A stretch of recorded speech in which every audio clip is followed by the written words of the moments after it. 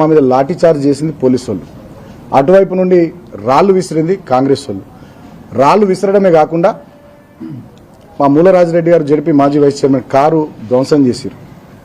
నిన్న మీ టీవీలలో వివేక్ కాన్వాయ్లోని కారు ధ్వంసం, అది వివేక్ కాన్వాయ్ కారు కాదు, మా మూలరాజిరెడ్డి గారి కారు ధ్వంసమైంది. కానీ తీరా చూస్తే కేసులు ఎవరి మీద అయినాయి? బాల్క సుమన్ మీద, బీఆర్ఎస్ పార్టీ కార్యకర్తల మీద, మా నాయకుల మీద. కొట్టింది పోలీసు వాళ్ళు, మమ్మల్ని మా మీద రాళ్ళేసింది కాంగ్రెస్ వాళ్ళు. అక్కడ మాకు వ్యతిరేకంగా మా వాళ్ళ మీద దాడులు చేసేటటువంటి ప్రయత్నం చేసింది కాంగ్రెస్ వాళ్ళు. వందలాది మంది వచ్చి వాళ్ళు చేస్తే కేసులు మాత్రం మా మీదనైనాయి. నేను ఒక మాట అడుగుతున్న పోలీసు వాళ్ళని, నిజంగా మీకు దమ్ముంటే, చిత్తశుద్ధి ఉంటే ఆ వీడియో ఫుటేజెస్ మీడియా వాళ్ళందరూ ఉండరు, నిన్న చూడాలి కదా. ఎవరో కానిస్టేబుల్ మీద నేను రాయి వేసినా నా మీద కేసు పెట్టారు. మరి కానిస్టేబుల్ మీద రాయి వేసినటువంటి ఆ ఫుటేజ్లో రాయేమో గటువైపు నుండి వస్తుంది, నేనేమి ఇక్కడ ఉన్నా. క్లియర్గా ఉంది వీడియో ఫుటేజ్. అంటే సిగ్గులేని దద్దమ్మల్లాగా మారినటువంటి కొంతమంది పోలీసులు ఇవాళ ముఖ్యంగా ఈ మంత్రికి ఊడిగం చేస్తూ వివేక్ మా మీద అక్రమంగా కేసులు పెట్టారు. సరే, మేము కేసులకు భయపడం, ప్రజలందరికీ తెలుసు. బాల్క సుమన్ బయట ఉంటే ఈ కౌన్సిల్ వీళ్ళు గెలుస్తారు.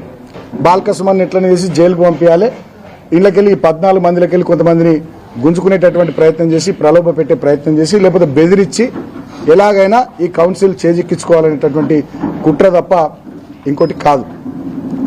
నేను ఇంకో మాట అడుగుతున్నా ఈ మంత్రి గారిని. చెన్నూరులో 18 వార్డులకు మీకు 11 వార్డులు కాంగ్రెస్ పార్టీకి అవకాశం ఇచ్చారు ప్రజలు. మేము అక్కడే వేలు పెట్టాలి, డిస్టర్బ్ చేయలేం కదా.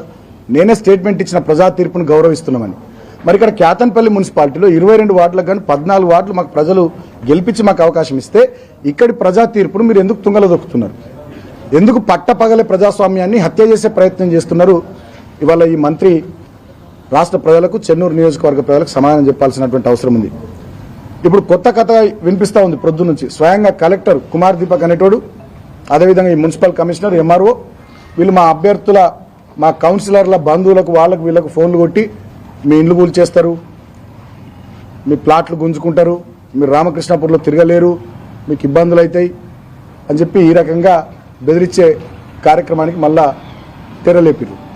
అంటే భద్రాచలం ఎపిసోడ్ నుంచి మొదలుకొని ఇవాల్టి బాల్క సుమన్ మీద కేసు పెట్టి జైలుకు పంపించే కుట్రదాకా ప్రతి సందర్భంలో ఏదో రకంగా ఈ క్యాతన్పల్లి మున్సిపాలిటీని కైవసం చేసుకోవాలనేటటువంటి పిచ్చి ఆలోచన తప్ప ఇంకోటి కాదు. అందుకనే నేను చెన్నూరు నియోజకవర్గ ప్రజలకు, రాష్ట్ర ప్రజలకు విజ్ఞప్తి చేస్తూ ఉన్నా. వీళ్ళ చేతిలో అధికారం ఉందని చెప్పి, వీళ్ళ చేతిలో పోలీసులు ఉన్నారని చెప్పి, వీళ్ళు చేస్తున్నటువంటి దుర్మార్గాలను, వీళ్ళు చేస్తున్నటువంటి దౌర్జన్యాలను అందరూ కూడా గమనించాలని నేను కోరుతా ఉన్నా. మా మీద లాఠీ చార్జ్ చేసింది పోలీసు వాళ్ళు. అటువైపు నుండి రాళ్లు విసిరింది కాంగ్రెస్ వాళ్ళు. రాళ్లు విసరడమే కాకుండా మా మూలరాజిరెడ్డి గారు జడిపి మాజీ వైస్ చైర్మన్ కారు ధ్వంసం చేశారు. నిన్న మీ టీవీలలో వివేక్ కాన్వాయ్లోని కారు ధ్వంసం, అది వివేక్ కాన్వాయ్ కారు కాదు, మా మూలరాజిరెడ్డి గారి కారు ధ్వంసమైంది. కానీ తీరా చూస్తే కేసులు ఎవరి మీద అయినాయి? బాల్క సుమన్ మీద, బీఆర్ఎస్ పార్టీ కార్యకర్తల మీద, మా నాయకుల మీద. కొట్టింది పోలీసు వాళ్ళు, మమ్మల్ని మా మీద రాళ్ళేసింది కాంగ్రెస్ వాళ్ళు. అక్కడ మాకు వ్యతిరేకంగా మా వాళ్ళ మీద దాడులు చేసేటటువంటి ప్రయత్నం చేసింది కాంగ్రెస్ వాళ్ళు.